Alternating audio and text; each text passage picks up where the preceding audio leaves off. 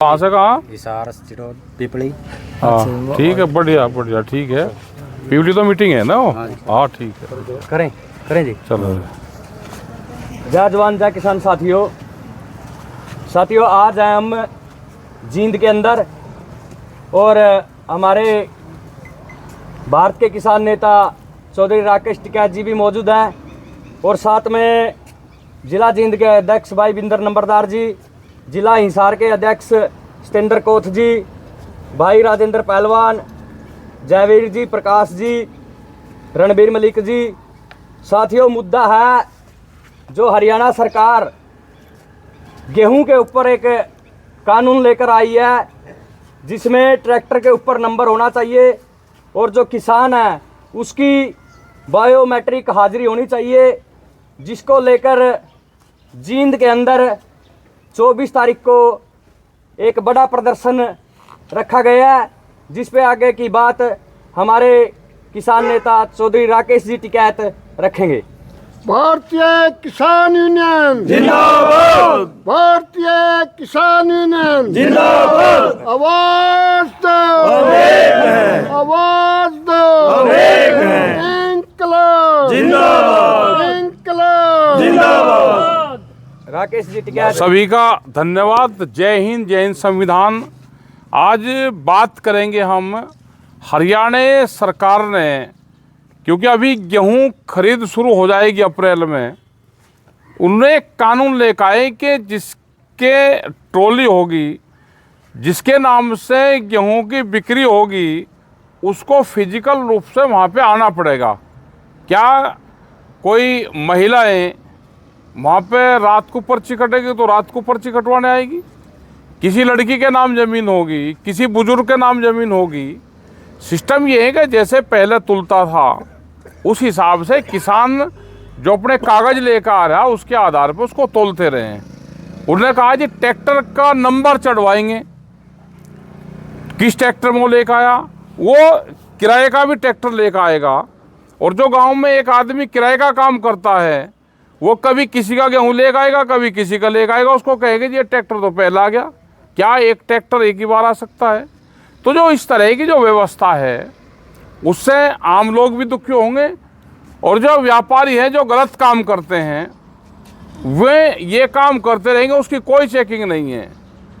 क्या गांव का किसान किसी का फर्जी गेहूँ तोलता है? इसकी सरकार गहनता से एक बार जांच करे, इस पर किसान संगठनों से बैठ के इस पर चर्चा करे, इसका क्या नफ़ा और क्या नुकसान होगा। तो यही हमारा कहना, 24 तारीख में जींद में मीटिंग होगी और उसमें आगे की जो रूपरेखा है वो तय करी जाएगी। क्योंकि एक प्रोग्राम 22, 23 और 24 तारीख का मुजफ्फरनगर उत्तर प्रदेश में सिसोली में भी है। वो जीरो बजट खेती पे डॉक्टर सुभाष पालेकर उसमें आ रहे हैं, तो लोग वहाँ पे भी जाएंगे। और ये प्रोग्राम भी जो जींद के लोग होंगे, आसपास के लोग होंगे, वे जींद वाले प्रोग्राम में 24 तारीख में वे भी अपना हिस्सा लें। और मजबूती के साथ में ये आवाज़ हमको उठानी पड़ेगी। नुकसान भी अभी जो बारिश हुई इससे नुकसान भी हुआ है, और ये लंबी बारिश उत्तर प्रदेश और हरियाणा पंजाब तक ये बारिश हुई तो इसका नुकसान भी हुआ है। हवा के साथ में बारिश आई तो गेहूँ गिरा, आलू की फसल बर्बाद हुई और सरसों, ये 3 चीज़ों की फसलों का नुकसान ज़्यादा हुआ है। आपका सभी का धन्यवाद। यहाँ पर शहीद स्मारक पे यहाँ पे हम सब लोग अभी आए, तो सबका धन्यवाद। जो शहीद है उनका भी हम सम्मान करते हैं सभी लोग, और सभी जो हरियाणा की टीम है इनका भी सबका धन्यवाद। राकेश जी, सबसे पहले नमस्कार। नमस्कार जी। राकेश जी, ये जो आप अभियान चलाया हुआ है ये किसान आंदोलन से रिलेटेड है या फिर जो फसलें अभी खराब हुई उससे रिलेटेड है? नहीं, ये तो अभियान कहाँ चल रहा है, ये तो जो अभी सरकार की पॉलिसी आई, गेहूँ कैसे खरीद होगी उसकी पॉलिसी है, तो पॉलिसी ठीक नहीं लगी।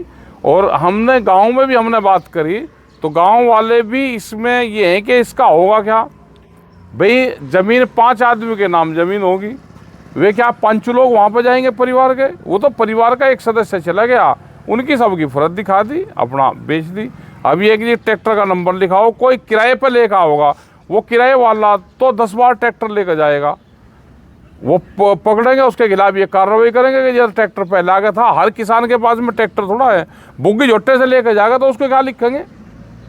कोई अपनी वैसे लेकर जाएगा, जो नज़दीक के लोग होंगे मंडी में लेकर जाएगा, या जहाँ गेहूँ की खरीद होगी वहाँ पे लेकर जाएगा, तो उसका कैसे वो करेंगे। तो इसका एक बार चर्चा करें यहाँ के डीसी, और आपस में बैठ के बातचीत करें, क्या नफ़ा क्या नुकसान, कैसे इसको लेंगे, तो उस पर चर्चा जरूर कर लेनी चाहिए। जी, सरकार रोजाना नई नई नीतियाँ लेके आ रही किसानों के लेकर। ये लेकर आ रही नीति, अलग अलग नीति बना रही, लेकर आ रही कि किसान इसे खेती को छोड़ दे तंग होकर, वो ये नीति बना रहे। खाद बीज इनके बस का है नहीं देना, खाद इनके पास में है नहीं, ये तो किसानों के लिए। इसीलिए हमने doctor Subhash Palekar zero budget खेती पे प्रोग्राम शुरू करे कि जो खाद और दवाइयाँ हम डालते हैं उससे कैसे निजात मिलेगी, और हमको धीरे धीरे उस पद्धति पर आना पड़ेगा। जो ज़मीनी अधिकरण किया जा रहा है, जैसे हाईवे के नाम पे या किसी कॉलोनियों के नाम पे, IMT के नाम पे, उस पर आपका क्या कहना है? उस पर ये है कि 2013 से तो सर्किट रेट नहीं बढ़ा। आप जो मार्केट है, मार्केट रेट का 4 गुना दे दो। जिस हिसाब से मार्केट है, किसान नहीं छोड़ना चाहता, जो मार्केट रेट है उसका 4 गुना आप दे दो, या आप सर्किट रेट बढ़ाओ। बेईमानना का तो सरकार कर रही है, बेईमानी तो भाई कोई चीज़ ऐसी है कि 2013 से रेट ना बढ़े, हम 13 के रेट में दे दें, हमको सोना दुआ दो 13 के रेट का, क्या तनख्वाह नहीं बढ़ी। और हाईवे अगर बन रहा है, कॉलोनी बन रही, उसमें कंक्रीट, मिट्टी, रोड़ी, सरिया, स्टील, इंजीनियर, लेबर सब लगती हैं, वो बाजार भाव से लगती है। लेकिन किसान की ज़मीन ही आज से 14 साल पहले रेट की चाहिए। इंजीनियरों को तनख्वाह आज चाहिए, तनख्वाह भत्ते आज के चाहिएंगे, रोआ सरिया का रेट आज का चाहिएगा, लेकिन किसान की ज़मीन सस्ती चाहिए, जब तो आंदोलन हो रहे हैं।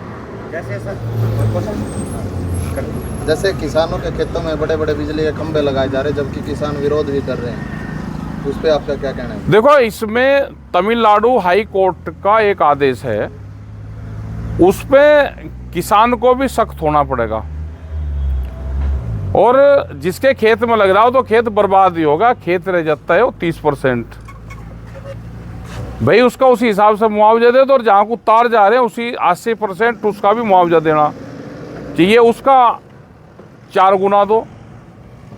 तो ये सारी डिमांड है, लेकिन वो ज़बरदस्ती करते हैं, लगाते हैं, और बराबर वाला किसान आता नहीं उसके साथ में। वो सोचे कि अगर ये हमसे सरक गया तो ये मेरे खेत में को होगा। वही किसान अकेला लड़ाई लड़ता है जिसके खेत में लगे, और वो 200 मीटर के बाद में फिर लगागा, वहाँ किसी का रहेगा। 4 खंबे एक गांव में लगेंगे, लाइन क्रॉस हो जा, अगले गांव वाला लड़ाई लड़ेगा, इसमें इकट्ठी होकर लड़ाई लड़नी पड़ेगी। पीपली में कार्यक्रम करने जा रहे हो, किस लेवल का कार्यक्रम होगा? कहाँ जी? पीपली के अंदर। पीपली में भी एक किसान संगठन है, उनका प्रोग्राम वहाँ पर चल रहा।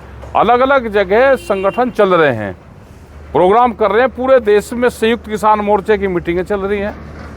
जो मुद्दे हैं, जो ये FTA आया है, इसके विरोध में है, आने वाले टाइम पे क्या क्या दिक्कत आएगी उसके विरोध में है, और हमारे संयुक्त मोर्चा के लोग सब जगह लगे हुए हैं। राकेश जी, लास्ट सवाल। किसान आंदोलन शुरू हुआ, सैकड़ों बच्चों की जान गई, बुजुर्ग भी थे, महिलाएं भी थी, हर तरह के शख्स थे उसमें।